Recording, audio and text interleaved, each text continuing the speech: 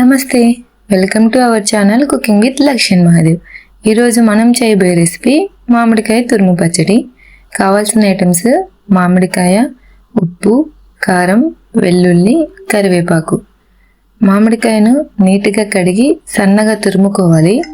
ముక్కలకైనా కోసుకోవచ్చండి, కానీ ముక్కలుగా కోసుకునేదానికి ఇలాగ తురిమి చేసుకునే పచ్చడికి టేస్ట్ అనేది మారిపోతుంది. తురిమి చేసుకుంటే టేస్ట్ బాగుంటుంది.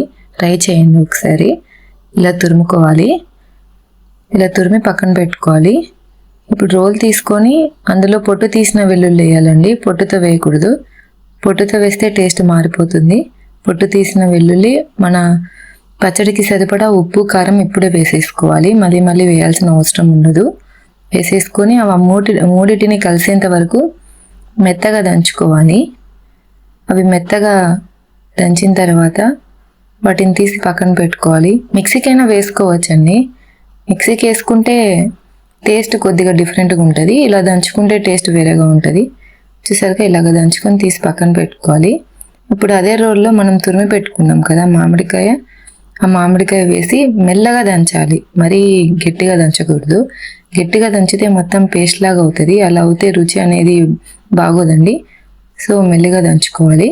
అలా మెల్లిగా దంచుకొని మనం ముందుగా దంచి పక్కన పెట్టుకున్నాం కదా పేస్ట్, ఆ పేస్ట్ అందులో వేసి మొత్తం మామిడికాయని ఆ పొడిలో కలిసేంత వరకు కలుపుకోవాలన్నమాట. బాగా మరీ గట్టిగా దంచద్దండి, మెల్లగా దంచుకోవాలి. చూసారు కదా, ఇలా మొత్తం కలిసిపోయేంత వరకు దంచుకోవాలి. దంచలేమనే వాళ్ళు బౌల్లో వేసైనా కలుపుకోవచ్చు, కానీ టేస్ట్ మాత్రం ఇలా దంచుకుంటూనే బాగుంటుందండి అలా బౌల్లో కంటే. ఇలా దంచిన తర్వాత దాన్ని తీసి పక్కన పెట్టుకోవాలి. ఇప్పుడు స్టవ్ ఆన్ చేసి ప్యాన్ పెట్టి ప్యాన్లో కొద్దిగా ఆయిల్ వేసి హీట్ అవ్వనివ్వాలి. ఆయిల్ హీట్ అయిన తర్వాత అందులో పోపు దినుసులు, ఎండుమిర్చి, వెల్లుల్లి, కరివేపాకు వేసి అవి కొద్దిగా వేపాలి. అవి లైట్గా వేగిన తర్వాత మనం ముందుగా దంచి పక్కన పెట్టుకున్నాం కదా మామిడికాయ పచ్చడి, ఆ పచ్చడి వేసేసి ఇందులో బాగా వేపుకోవాలండి. వేపకుండా అయినా తీసుకోవచ్చు, కానీ వేపితే టేస్ట్ అనేది చాలా బాగుంటుంది. చాలామంది వేపకుండా అలాగే తినేస్తూ ఉంటారు. ఇలా వేపి చూడండి, టేస్ట్ మీకే అర్థమవుతుంది దానికి దీనికి డిఫరెంట్ అనేది.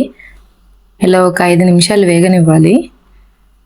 వేగిన తర్వాత కలర్ కూడా లైట్గా చేంజ్ అవుతుంది. అలా చేంజ్ అయిన తర్వాత మనం స్టవ్ ఆఫ్ చేసుకుని సర్వింగ్ బౌల్లోకి తీసుకొని సర్వ్ చేసుకుంటే మన మామిడికాయ తురుము పచ్చడి రెడీ అయిపోతుంది.